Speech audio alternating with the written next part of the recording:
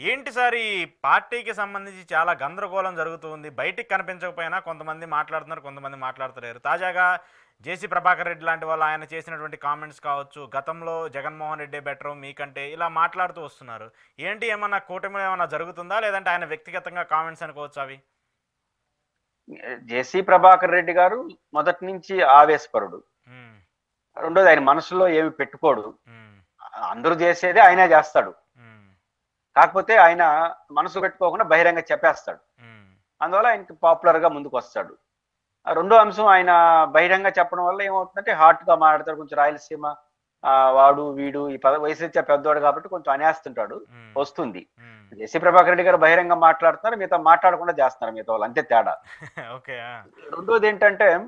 తెలుగుదేశం పార్టీలో ఒత్తిడి ఉంది హ్మ్. పదవుల పైన, అవకాశాల పైన. హ్మ్. అంటే బాగా సెటిల్ అవ్వాలనే కోరిక. హ్మ్. ఎన్నికల్లో ఇప్పుడేం ముందులాగా లేదు కదా. అవును. డబ్బులు వాటి హ్మ్. ప్రభావం బాగా పెరిగిపోయింది. హ్మ్. అంటే మాక్సిమం సంపాదించుకోవాలి. హ్మ్. పొరపాటున జమిలీ వస్తే 3 ఏళ్ళలోనే సెటిల్ కావాలి. ఇప్పుడు బాగా ఖర్చు పెడేశారు. హ్మ్.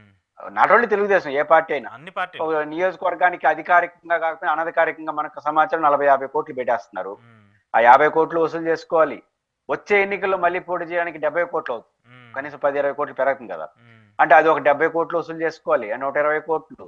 ఇంకా లైఫ్ లో సెటిల్ కావడానికి అంటే ఒక్కొక్క ఎమ్మెల్యే 150-200 కోట్లు సంపాదించాలంటే ఏమి చేయాలి వాళ్ళు పాపం. ఇవన్నీ తిప్పలు. కాబట్టి ఓకే. ఇదొక సమస్య. ఆ! దీనికి తోడు మనం ఒకరే ఏదో నానా తిప్పలు పడదాం అంటే మధ్యలో 2 పార్టీలు చేరినాయి. హ్మ్. ఇంకా వాళ్ళు మొదటికి వస్తున్నారు. హ్మ్. ఇవన్నీ ఒత్తిడి క్రష్ అవుతా ఉంది. అది దాని క్రమంలో అప్పుడప్పుడు బరస్ట్ అవుతున్నారు. హ్మ్. రెండోది పట్టు కూడా తెలుగుదేశం పార్టీ గతంలో లాగా లేదు. అవును. గతంలో తగ్గిపోయింది. చంద్రబాబు గారు మార్క్ ఏంటంటే కింద ఒకటి జరిగిన తాడు తీయేస్తా ఉన్నాడు. హ్మ్. ఇప్పుడు తాడు తీయేస్తానని పత్రికలు మాట్లాడుతున్నాయి కానీ ఆయన కనపట్ల. హ్మ్. చంద్రబాబు మార్క్ రాజకీయం ఏం కనపట్ల మనకు ఈ హ్మ్. మొత్తం వ్యవహారంలో. కాబట్టి ఈ ఒత్తిడి ఉంది, ఈ ఘర్షణ ఉంది. కొంత తెగింపు కూడా వస్తుంది. ఇంత ముందులాగా పైన వాళ్ళు ఏమో అనుకుంటారేమో అట్లేం కనపట్ల. అనుకుంటే మళ్ళీ చూద్దాంలే అనే పద్ధతిలో కూడా ఉన్నారు. హ్మ్. హ్మ్. కాబట్టి ఈ తెగింపు, ఈ ప్రత్యేక పరిస్థితులు, ఈ జమిలీ అనే గొడవ రెండు పార్టీలు అదనంగా రావడం వల్ల ఈ క్రష్ అయ్యి కొద్దిగా అప్పుడప్పుడు బరస్ట్ అవుతున్నారు. హ్మ్. కొంతమంది ఇంట్లో కూర్చొని బరస్ట్ అవుతారు. ప్రభాకర్ రెడ్డి గారు లాంటి వాళ్ళు బయట వచ్చి బరస్ట్ అవుతారు. అది వార్త అవుతారు. హ్మ్.